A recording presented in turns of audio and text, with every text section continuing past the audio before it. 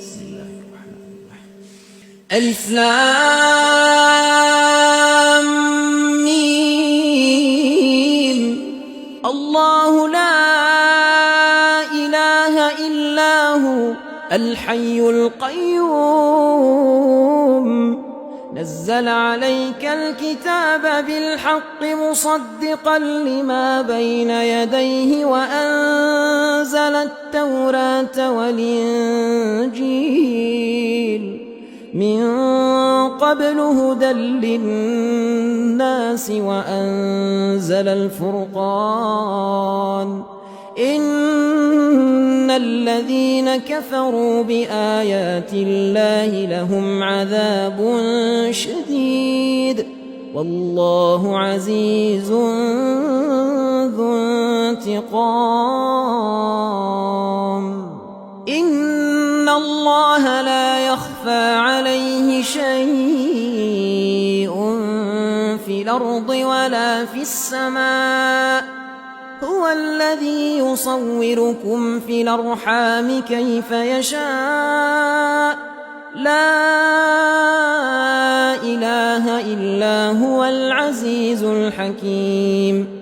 هو الذي أنزل عليك الكتاب منه آيات محكمات هن أم الكتاب وأخر متشابهات فأما الذين في قلوبهم زيغ فيتبعون ما تشابه منه ابتغاء الفتنة وابتغاء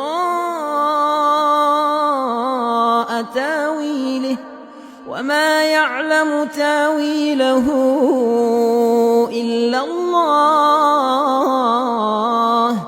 والراسخون في العلم يقولون آمنا به كل من عند ربنا وما يذكر إلا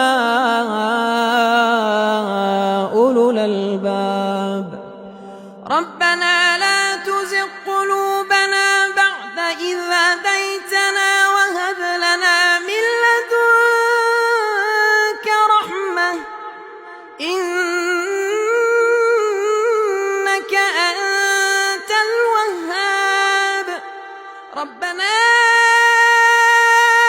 إنك جامع الناس ليوم لا ريب فيه إن الله لا يخلف الميعاد.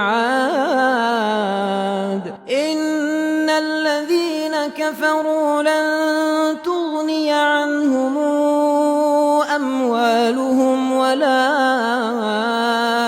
أولادهم من الله شيئا وأولئك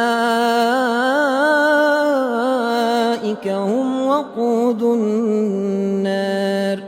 كدأب آل فرعون والذين من قبلهم كذبوا بآياتنا فأخذهم الله بذنوبهم والله شديد العقاب.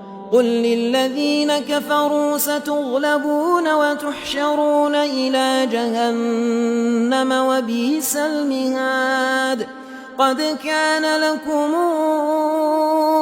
آية في فئتين التقتا فئة تقاتل في سبيل الله وأخرى كافرة ترونهم مثليهم رأي العين والله يؤيد بنصره من يشاء إن في ذلك لعبرة لأولي الأبصار. زين للناس حب الشهوات من النساء والبنين والقناطير المقنطرة من